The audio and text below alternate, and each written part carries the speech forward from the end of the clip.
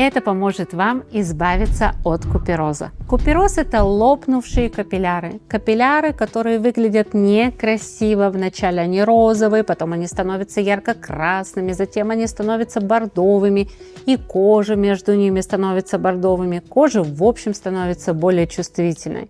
Конечно, купероз не только не украшает нашу кожу, но и со временем ускоряет возрастные процессы, которые происходят в ней.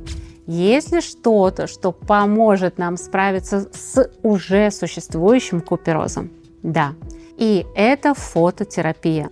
Процедуры в кабинете у косметолога с помощью аппаратов лазер или IPL помогут вам избавиться даже уже от существующего купероза.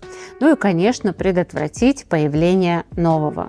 Поэтому нужно диагностировать вовремя и обратиться к хорошему специалисту с хорошим аппаратом.